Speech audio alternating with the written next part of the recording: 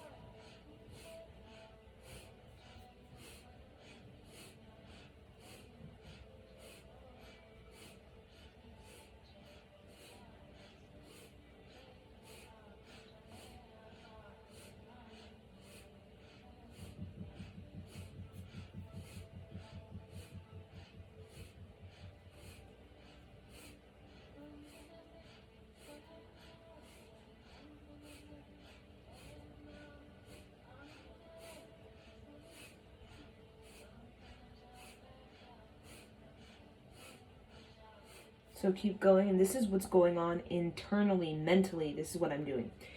Ra ma da sa sa se so hung. Ra ma da sa sa se so hung. Ra ma da sa sa se so hung.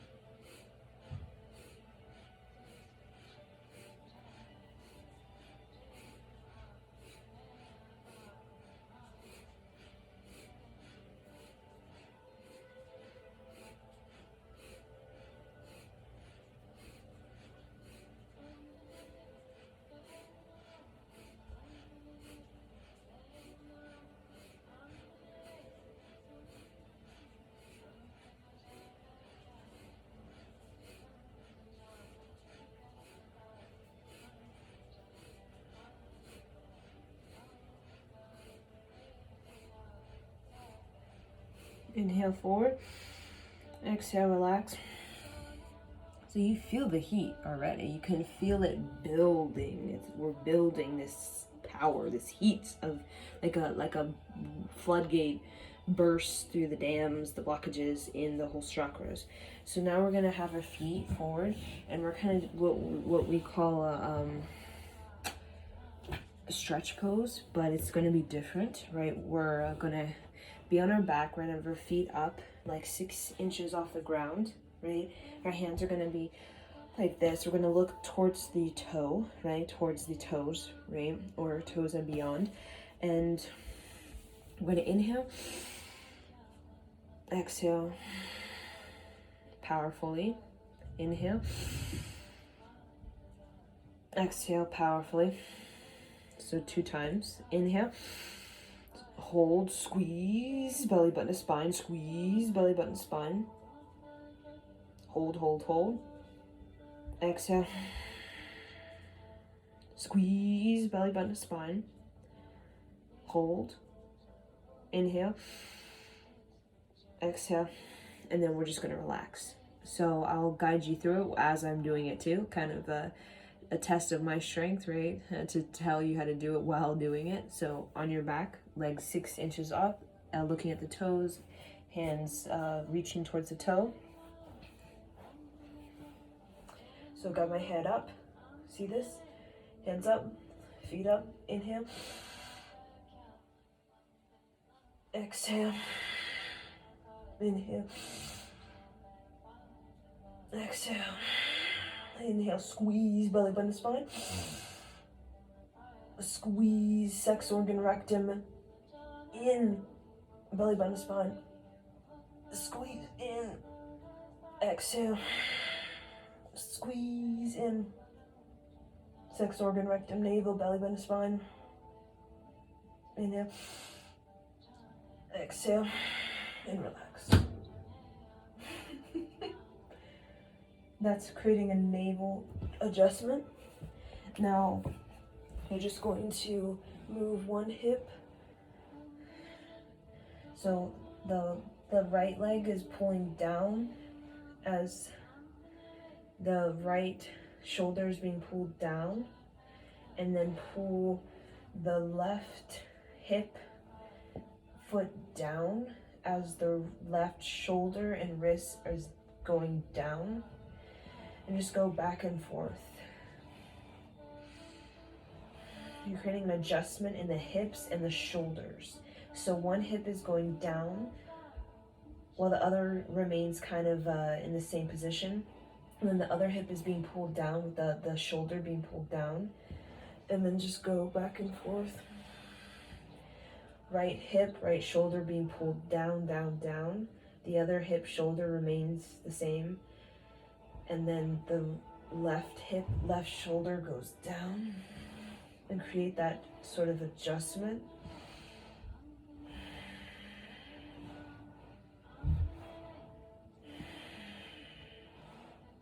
You're adjusting the hips, the shoulders, you're adjusting the pelvis and the navel.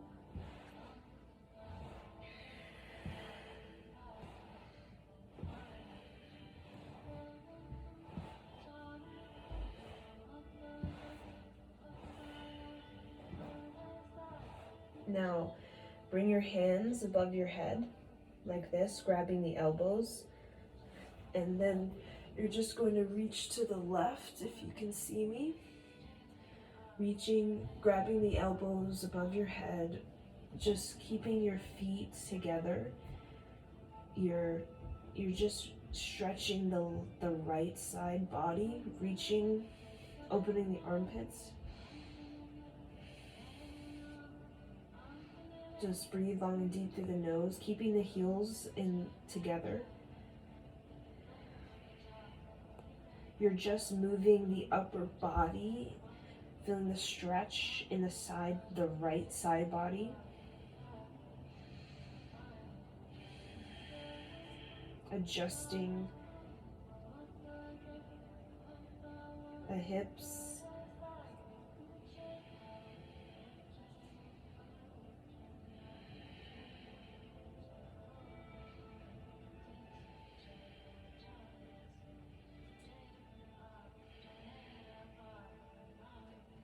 Now go to the other side, so bringing the arms, grabbing the elbows towards the right, keeping the heels together, stretching the left side body in the left armpit, and try to create like this, really feel a stretch in this left side body from the hip to the thigh, all the way up to the armpit to the left elbow.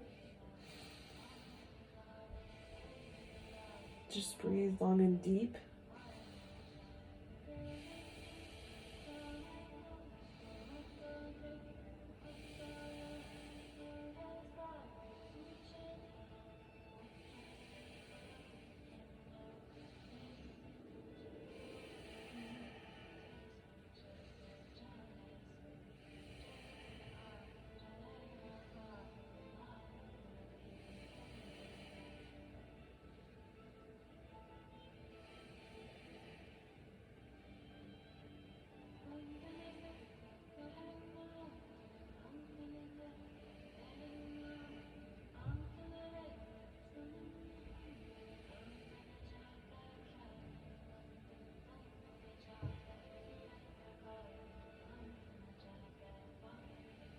Okay, and then come back to just a neutral spine, straight spine, and then you're gonna come up, and the next posture we're gonna do will seem kind of challenging.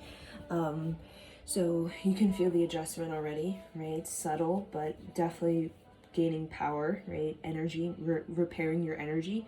We're gonna do a back bend, and I'll give you variation, right? Because not everybody can do the full back bend, right? Because it does take a lot of strength in the wrists. So if you have struggles with the wrists, you can just kind of work with the flipping of the wrists, right? Because in a back bend, there is definitely need a requirement of strength in the wrists, right?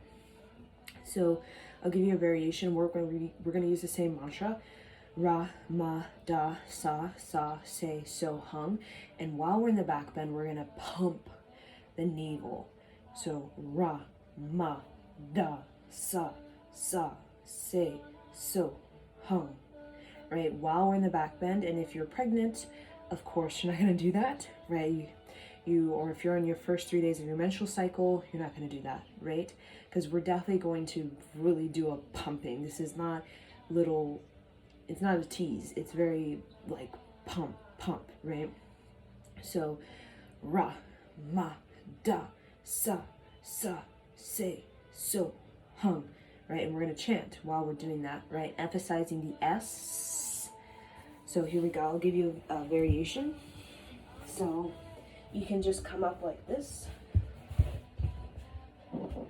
You can even try to grab the ankle and roll the shoulders under to grab the ankle. Ra, ma, da, sa, se, so, hung, like that. Or option number 2, more advanced.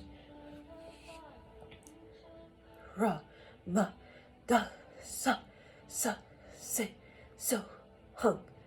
Right? Or you can just go you could go back and forth between the other, which I will do, right? So do whatever is your adventure. Ra, ma, da, sa, se, so, hung. Ra, ma, da, sa, se, so, hung. Ra, ma, da, sa, se, so, hung. Ra, ma, da, sa, se, so, hung. Ra, ma, da, sa, se, so, hung. Ra, ma, da, sa, se, so, hung. Ra, ma, da, sa, se, so, hung. Ra, ma, da, sa, se, so, hung. Ra, ma, da, sa, se, so, hung. Ra, ma, da, sa, se, so, hung. Ra, ma, da, sa, se, so, hung. Inhale, exhale, come down. Just bring your feet, your knees bring your knees towards the belly and just kind of roll side to side.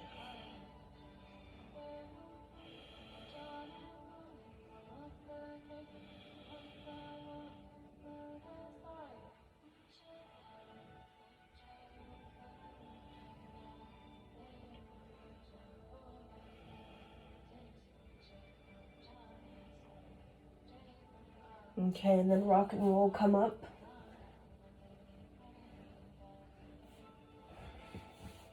And we're going to be on our knees. So you can see we're working with unblocking each of the chakra systems. Working with the basement, working on the 2nd level, the navel. Now we're moving up to the 3rd level, which is the solar plexus. So you're going to have your hands up. You're going to lift up the armpits, so it's not this. Lifting up from the armpits to get an even greater stretch up. Ra, ma, da, sa, se, so, hung. So that's what it's going to look like. So I'll go through what I'm actually doing. So I'm squeezing everything up. Ra, ma, da, sa. And then when I get to, so Ra is everything's coming up to the heart. Ra, ma. So squeezing sex organ, rectum, navel, right? Squeezing everything up and in. Ra, ma, da, sa. And then sa, pulling all the energy from the heart. Sa, se, so, hung. And then the hung, feel it. The hung, almost like you're bringing it all together, like consolidating it all together above your head. And then hung, see it kind of lifting up, like it's a balloon, hung. And then you cut the cord, the string, and then the balloon just goes up into the ethers, leaving you, right? Ra, ma, da, sa, se, so, hum. Visualize a balloon, all that energy cutting the balloon, the string, let the balloon go up to the ethers. Ra, ma, da, sa, se, so, hum. And just hold it in, visualizing, and then inhale. Ra, ma, da, sa, se, so, hum.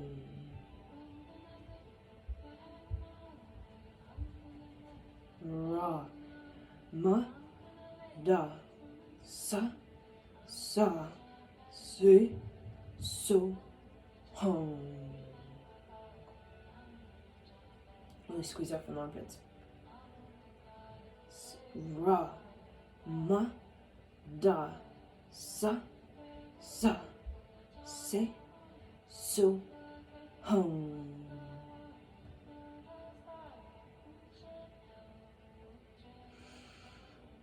Ra, ma, da, sa, se, so, hum. So really squeezing up. The armpits should almost feel like they're shaking. Ra, ma, da, sa, se, so, hum.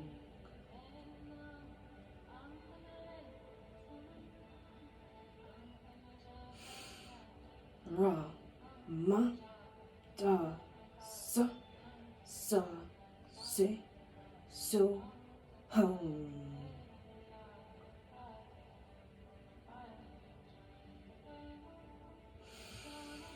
Ra, ma, da, sa, se, so, hum.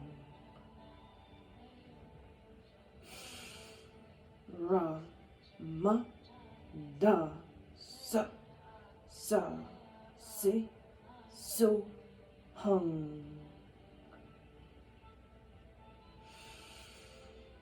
Ra, ma, da, sa, se, so, hum.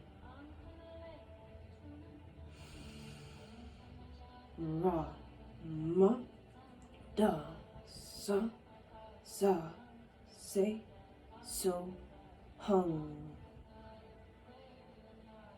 hum. Ra, ma, da, sa, se, so, hum.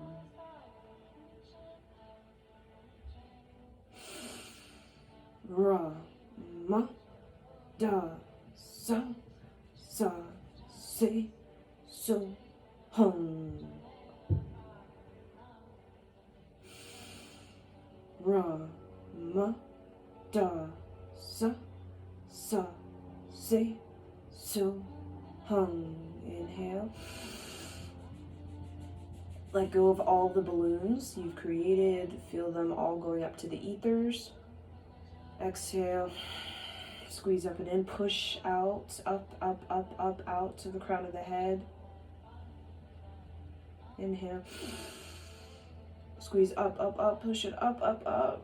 Release those balloons. Exhale. Squeeze up and in. Push up. Inhale. Squeeze up and in. Up. Release all those balloons. Open the heart. Open the solar plexus. Exhale. Squeeze up and in. Release those balloons. Inhale. Relax.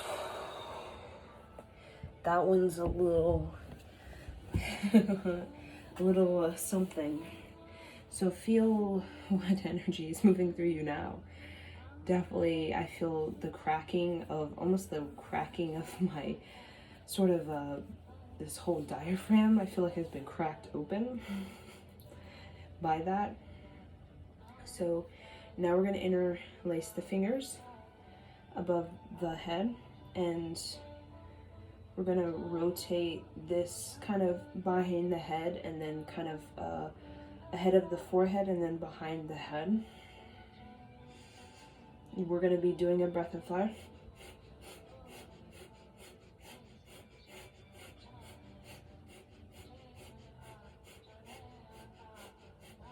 So think of it, exhale, exhale, exhale, right? But feel the balance of the it's even inhale, exhale.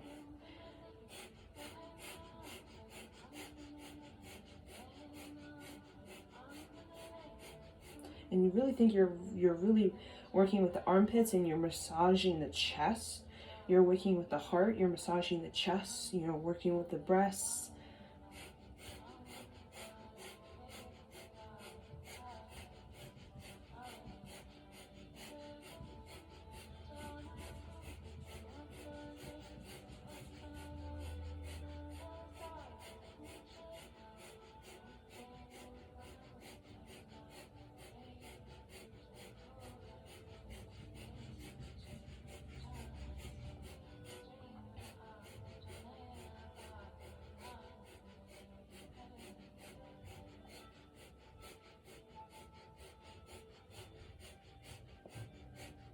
And you can mentally chant Ra, Ma, Da, Sa, Sa, Se, So, Hum mentally.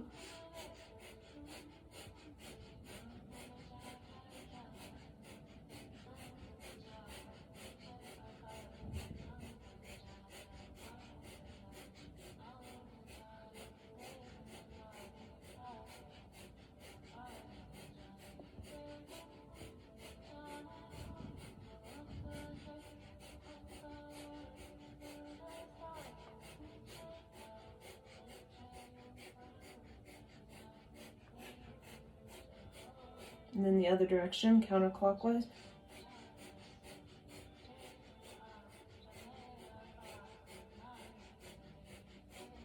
So you're also feeling the shoulders opening. You're unlocking the shoulders.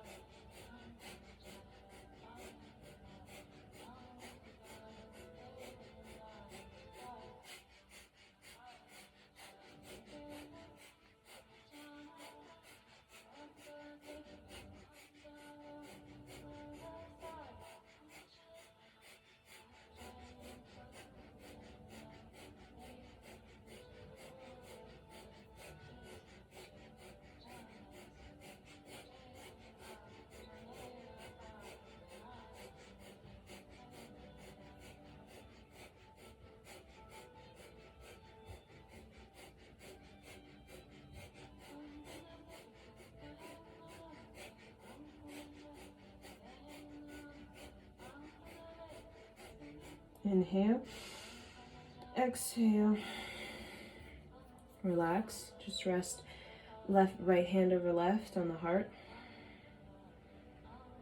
Close your eyes and just relax. Feel the energy. There's a lot of energy you're creating, right? Burning through the karma, like I said.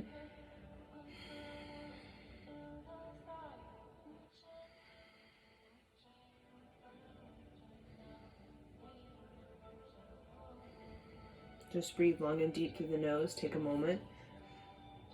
Lift the collarbone up and feel the heart is reaching up and out.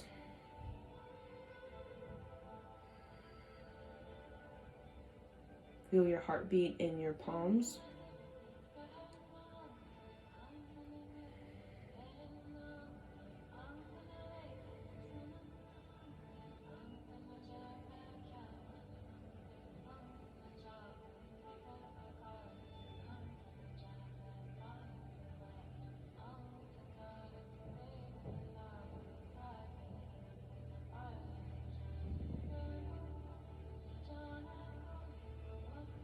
Feel the heat in the palms, There's a lot of energy moving through you.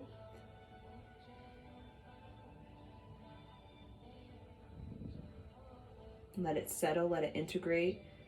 Let the flood, right, the flood of energy burst through the dams in you, the blockages in you. Inhale, exhale. Bring your hands down, right? So next thing we're gonna do is we're gonna drop our head back. Lift our shoulders forward. Open the mouth like this. And then roll the shoulders back. Drop it a little bit back.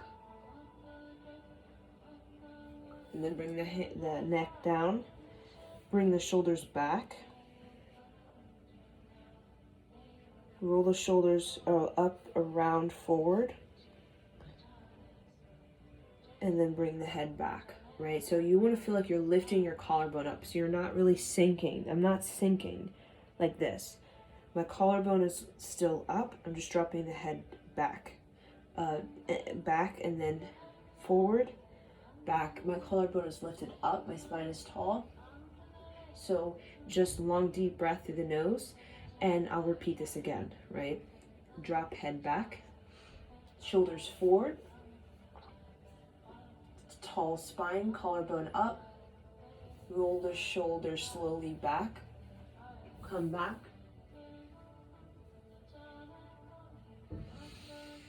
Inhale, straight spine.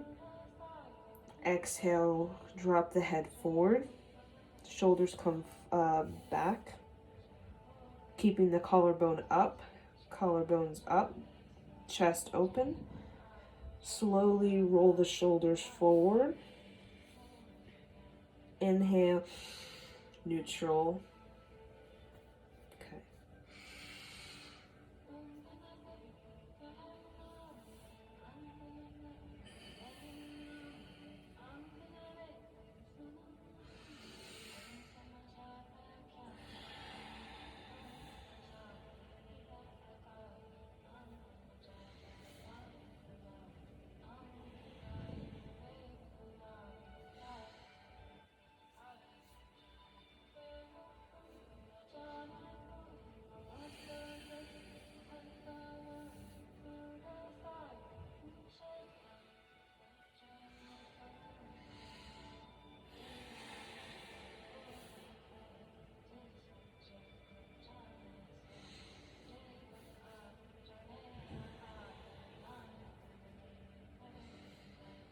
So you can see I'm really focusing on lifting my chest up so my chest is not sinking or collapsing down.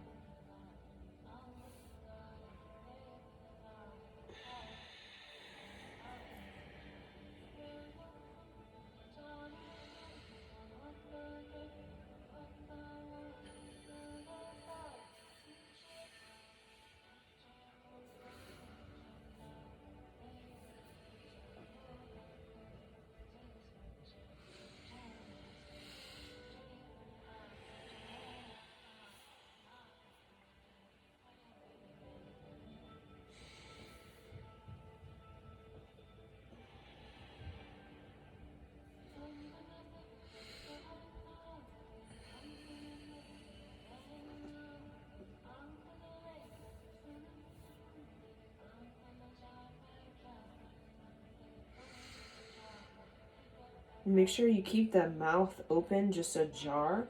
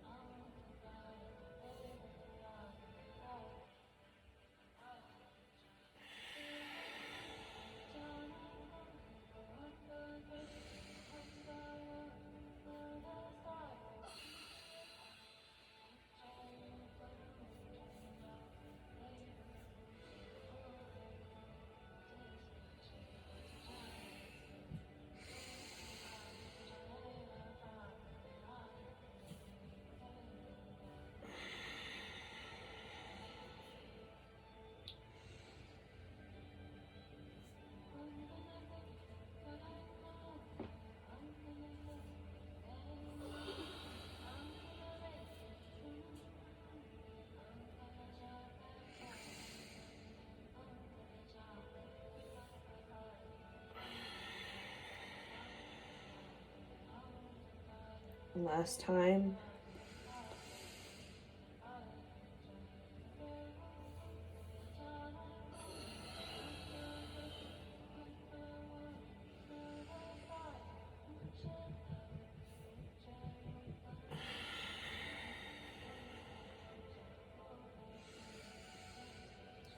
Inhale, straight spine. Press the tongue on the roof of the mouth. Sip more air through the nose. Open the heart. Exhale. Cannon fire through the mouth. Inhale through the nose. Squeeze up and in. Press the tongue on the roof of the mouth. Cannon fire. Last time, inhale. Lift the chest up. Exhale. And relax.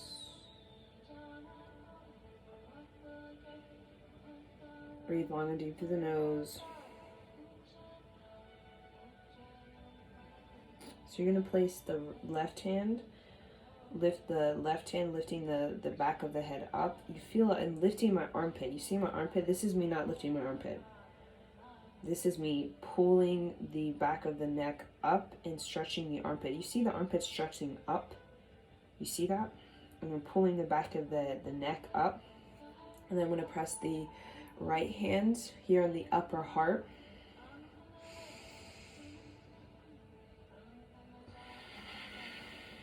And just long, deep breathing through the nose. So I'm really, with the right hand, I'm pressing the back of the neck up, creating a spinal adjustment, stretching the left armpit. And I'm pressing my right hand over almost over the collarbone, almost wrapping the thumb and the index finger around the neck, and just pressing my palm firmly on my chest. And then breathing long and deep.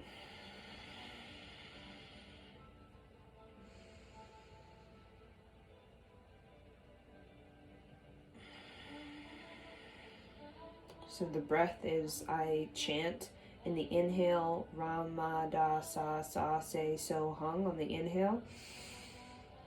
I hold Rama Da Sa Sa Se So Hung. Exhale, Rama Da Sa Sa Se So Hung mentally. And that should give me a powerful deep inhale, exhale.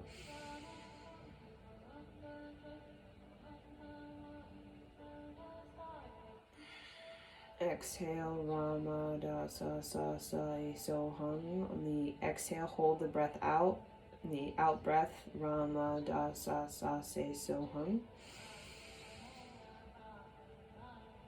And make sure you keep the tongue on the roof of the mouth.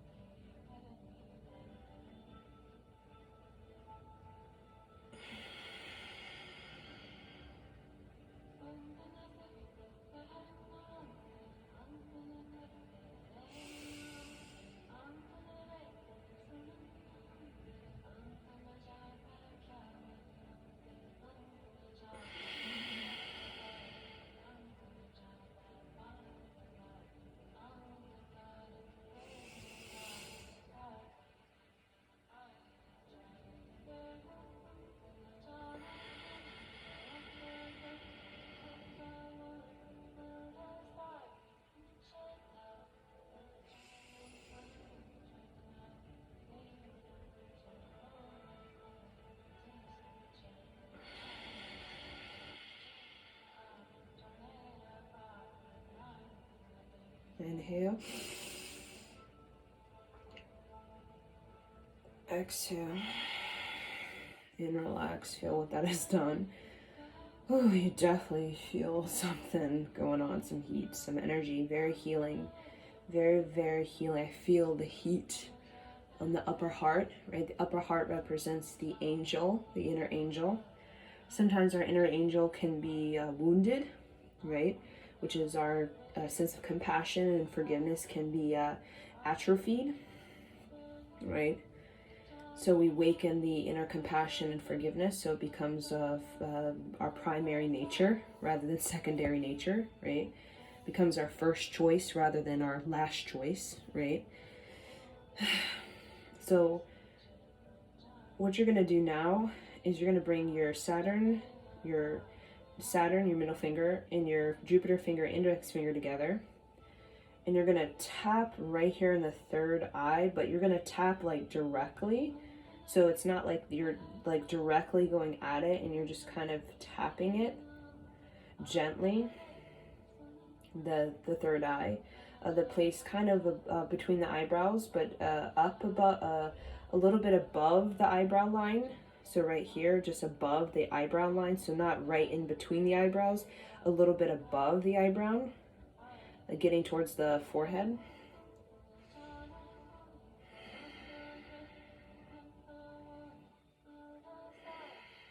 And just a little monotone.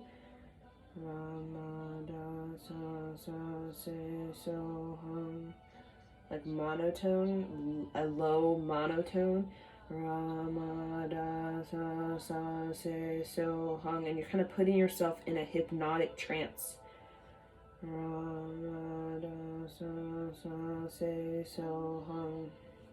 it kind of sounds like you're mumbling. It's very hypnotic. That whole mumble, right, we call mumble rap, right, is very, very hypnotic. Mumbling lowly is very hypnotic. You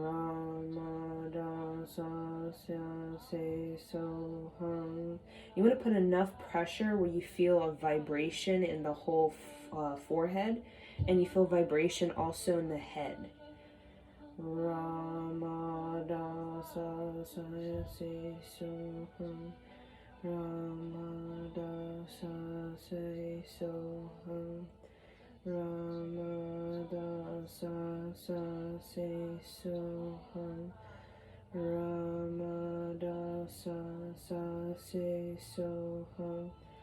It's almost like it's a kangaroo bouncing up and down, right?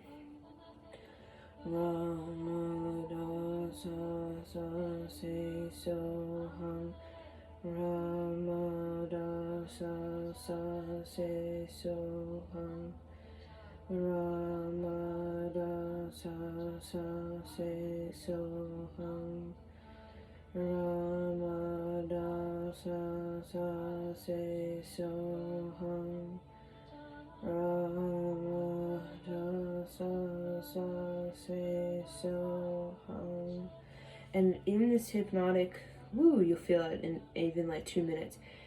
Focus yourself on the projection screen and see yourself going into that projection screen, and see yourself as the image that is fulfilled within you. See the image of what is accomplished, victorious within you. See yourself going, projecting into that, and becoming whatever that image of your fulfillment or victory is. Becoming that, seeing the projection come alive, and you become that, which is the image of your fulfilled, victorious self.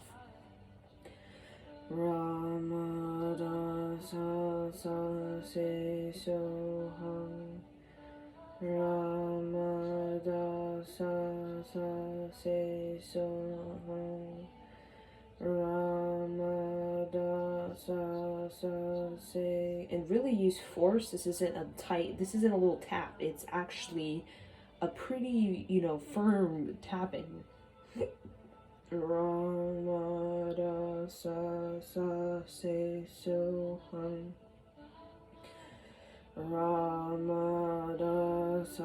se soham. Ramadasa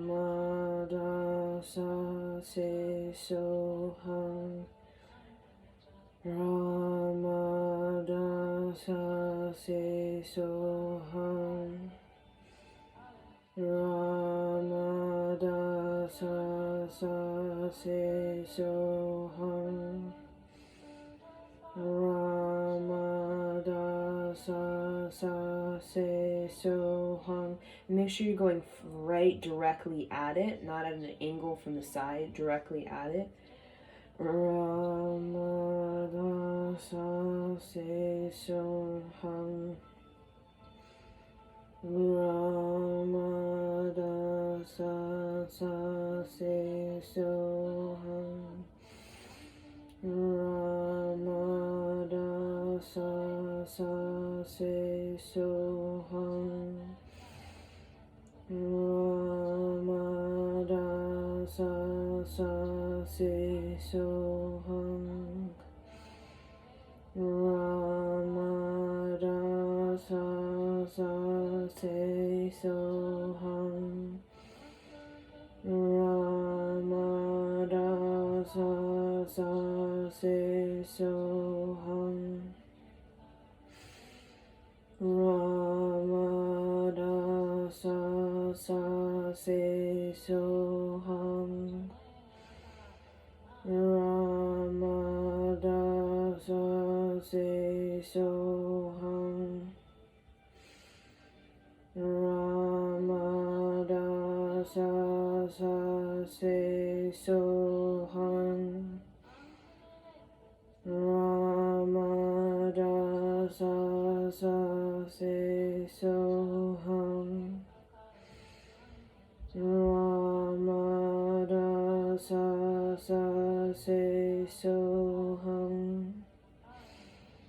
Ramadasa sa se soham.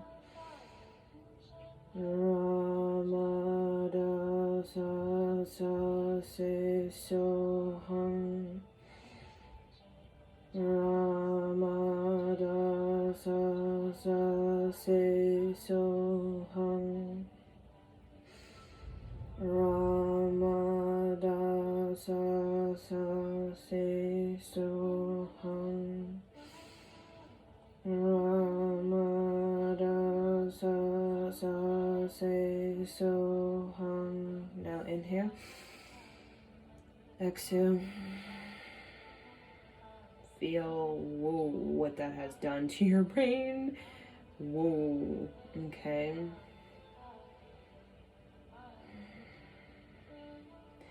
And the last thing we're going to do is we're going to listen to a different mantra. So we've been working with the sa, re, sa,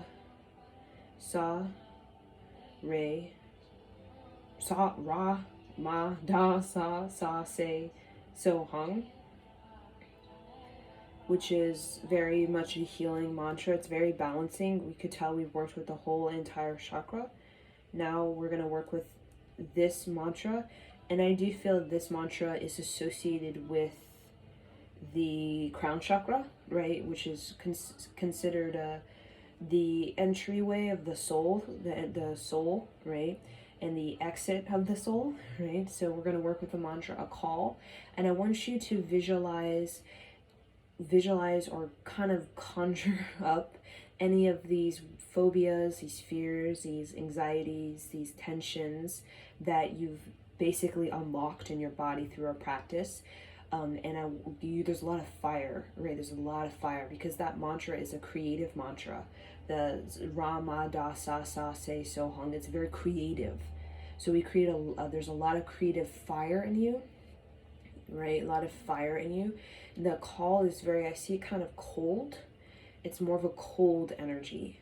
See the mantra call, the word call, like a mountain, a snowy mountain, right? So you create a lot of heat. Now we're going to cool it with the call. And think of the snowy mountain.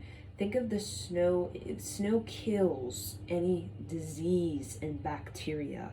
That's why snow is important to have in the ecosystem, right? Because it does kill off any bacteria, any viruses, any disease that's kind of stuck in the mud, right? We think of stuck in the mud as usually there's like some clunky, musty, moldy energy that's just gotten sitting there for a long time, right? Mold is usually like a piece of bread that's been sitting in the same spot in a dark corner for months, right? So just think of any of the cold mountain, like you're going to the cold mountain when you close your eyes. Think of the ice. The ice is destroying, literally, it kills off any of the karma. So we created a lot of creativity, a lot of heat. Now we're going to create the cold. And the cold is about the soul. When you see the cold mountain, it's about the soul and letting the soul come in, letting the soul come in. So that's what we're going to do. We're going to imagine that we're on this cold mountain. We're going to bring the colds in, right, to kind of cool us off. And we're going to imagine the cold is going to kill off any of the clunky, moldy, whatever junky plaque that we'll just say, that karma, basically. And we're just going to let it kind of the cold just kind of obliterate it. And then we're going to focus on the soul coming into the body through the crown of the head. The soul, think of you like of an ice crown, a crown made of ice, a crystal, right? Like crystalline crown, right? And the soul coming into the body. So see your soul coming into the body. Okay, so this is the mantra. We're going to use a call.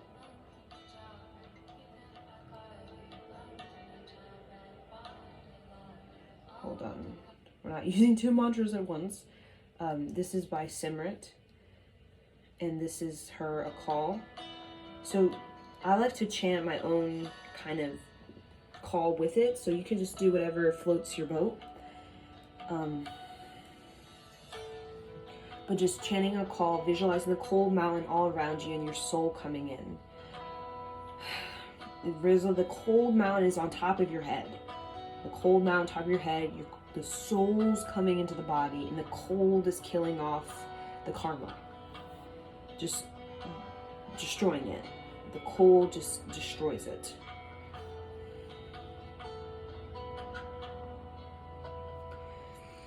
A call.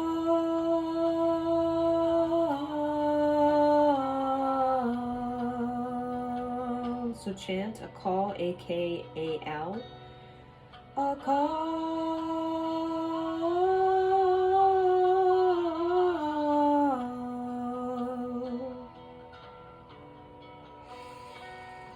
A call.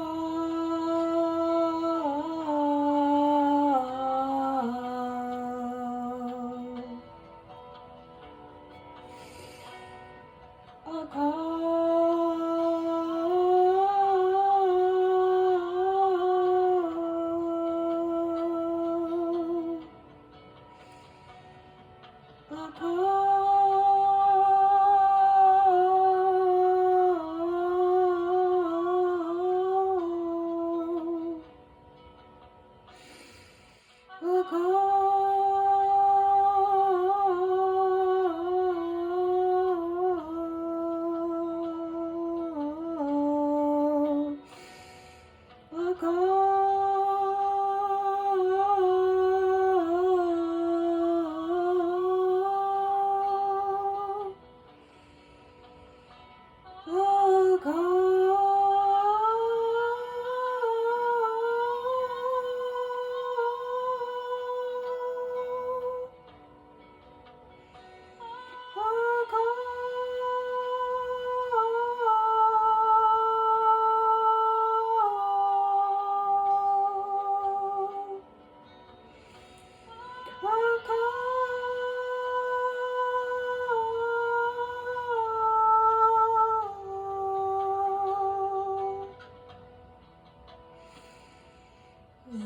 Sat Siri Siri Akal Siri Akal Mahakal Mahakal Satnam Akal More Vaheguru Sat Siri Siri Akal Siri Akal Mahakal Mahakal Satanam Akal More Gwae Guru Sat Siri Siri Akal Siri Akal Mahakal Mahakal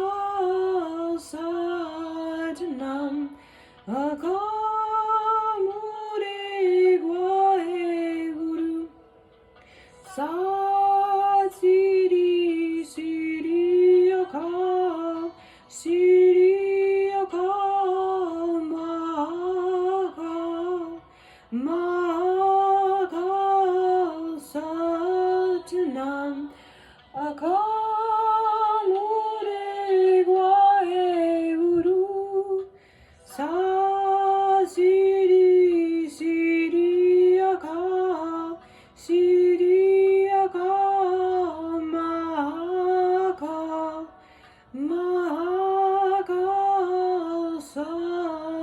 Satanam Akal More Gwae Guru Sat Siri Siri Akal Siri Akal Mahakal Mahakal Satanam Akal More Gwae Guru Sat Siri Siri Akal Siri Akal Mahakal Mahakal Satanam Akal More Gwae Guru Sat Siri Siri Akal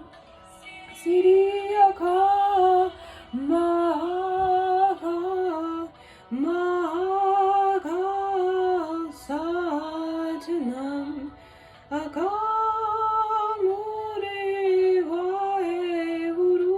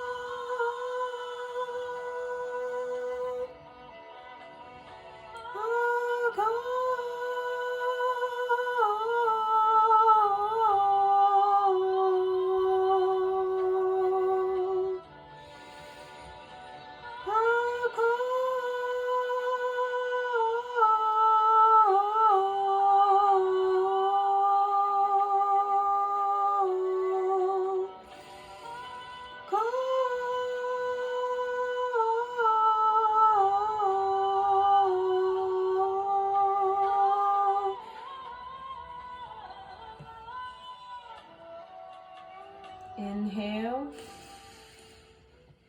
exhale. And that was the Kriya. Last thing we're doing is we're just do 3-minute meditation. I know we're all kind of spaced out. And this meditation is, we're really going to get out, right? Really just let it go out of the body. So you're going to be shaking and chanting Ramada sa sa say so hung, Ramada sa sa say so hung. Right, so very, very kind of sporadically just get it out of the body, right? So we're gonna do 3 minutes of this and ready, go.